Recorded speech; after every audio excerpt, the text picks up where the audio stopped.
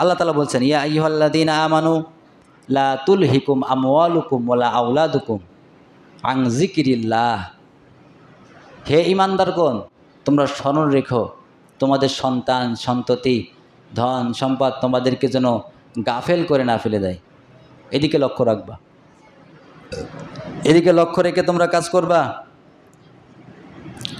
ওয়া মান ইয়াফআল যালিকা ফাউলাইকা হুমুল খাসিরুন। আল্লাহ তাআলা বলছেন, আল্লাহ তাআলা থেকে তোমাদেরকে যেন গাফেল না করে দেয়। যারা এরূপ করবে তারাই হচ্ছে ক্ষতিগ্রস্তর ভিতরে পড়ে থাকবে। সন্তান সন্ততি স্ত্রী ধন সম্পদ টাকা পয়সা যেন আমাদের কখনো আল্লাহর পথ থেকে গাফেল না করে দেয়। কেননা ধন সম্পদ স্ত্রী সন্তান দেয় কে? বলেন দেয় কে? আল্লাহ ছাড়া কেউ দেয়? অনেকের আছে বিবাহ হয় না। আপনি বিবাহ নিয়ে পাগল হয়ে থাকবেন না। আপনি তো মানুষ, আপনাকে অবশ্যই আল্লাহ তাআলা একজন নারী বরাদ্দ করে রেখেছেন, তিনার সাথে আপনার বিবাহ হবে। তারপরে আল্লাহ তাআলা বলছেন, ওয়া আনফিকু মিম্মা রাযাকনাকুম মিন ক্বাবল আইয়াতিয়া আহাদাকুমুল মাউত। হে নবী, আপনি মানুষদেরকে জানাই দিন, আমি তোমাদেরকে যে রিজিক দান করেছি সেই রিজিক থেকে তোমরা আল্লাহর পথে ব্যয় করো। কার পথে ব্যয় করো? আল্লাহর পথে ব্যয় করো। আপনি মানুষদেরকে জানাই দিন, নবী, এই ধন সম্পদ যে আল্লাহ তাআলা দিয়েছেন, ওই আল্লাহ বলেছেন তোমরা অবশ্যই এই ধন সম্পদ টাকা পয়সা আল্লাহর পথে ব্যয় করো। কখন পর্যন্ত করবা? মিন ক্বাবলি আইয়াতি আহাদাকুমুল মাউত। তোমাদের মউত আসার আগ পর্যন্ত, মৃত্যু আসার আগেই তোমাদের যে ধন সম্পদ আল্লাহ দিয়েছে ওইখান থেকে আল্লাহর পথে ব্যয় করো। বলেন মৃত্যু কখন আসবে কেউ জানেন? তাই আমাদের দান করার দরকার কখন? এখন। কখন? এখন। এখান থেকে বাড়ি যাবে কোনো গ্যারান্টি নেই। তো এখন বলছি না যে যা নিয়েছেন সব দেন, এরকম বলছি না, কিন্তু এখন বলতে সব সময়। এখন বলতে কোন সময়? সব সময়। যতক্ষণ বাঁচবো ততক্ষণই আমাদের দানের হাত বাড়া দেওয়া, এটা কি উত্তম।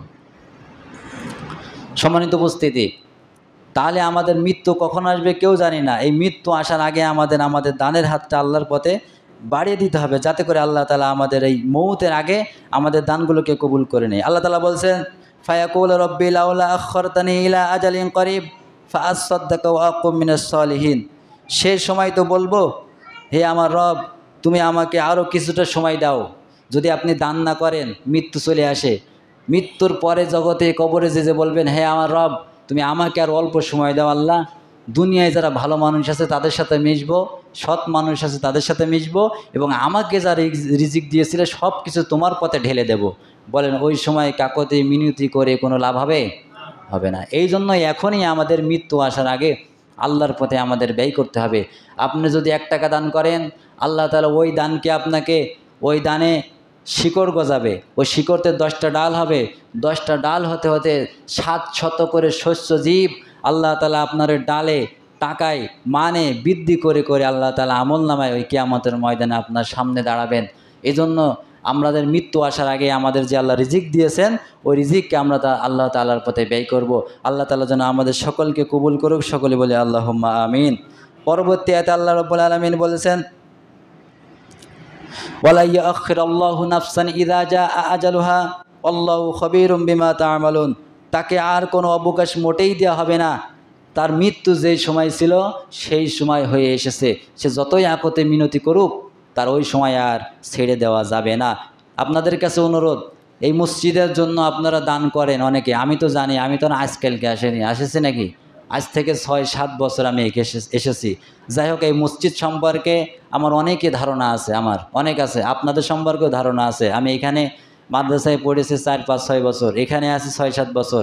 আমি আবার প্রাইমারি স্কুলে পড়েছি ছোটোবেলা থেকে। মানে আমার এই জীবনের যদি 3-4 ভাগ থাকে সব এখানে। আর ছোটোবেলায় যখন তখন বাড়ি এখানেই, আমার আন্দোলনে আমার সব থেকে সময় ব্যয়। তবে আপনাদের সম্পর্কে আমার ভালোই জানা আছে।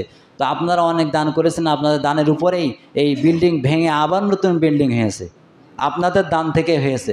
কিন্তু যারা এই ধান লিখেছিলেন, আশা করি টাকা লিখেছিলেন, আশা করি আপনাদের কাছ থেকে আপনারা আপনাদের ব্যক্তিগত দায়িত্বে আপনারা একটু দিয়ে যাবেন ভাই। সময় তো সবসময় একরকম থাকে না। আপনাদের ব্যক্তিগত দায়িত্বে নিজ নিজ দায়িত্বে আপনারা দিয়ে যাবেন ভাই। কারণ আপনি দায়ী থাকবেন না, অন্য লোক দায়ী থাকে থাকুক, কিন্তু আপনি যে ওয়াদাটা করেছিলেন আপনি এখানে আল্লাহর ঘরে দিয়ে যাবেন, আল্লাহর রাস্তে। আপনাদের কাছে এতটুকু আপত্তি, আপনারা কেউ মনে কষ্ট নেবেন না। আপনাদের দায়িত্ব হিসেবে যে আপনি ওয়াদা করেছিলেন এই মন মানসিকতা নিয়ে এখানে দিয়ে যাবেন। টাকা পারেন যা পারেন, ধান তো এখন আর নেই, এখন ধান চাওয়াটাও বোকামি।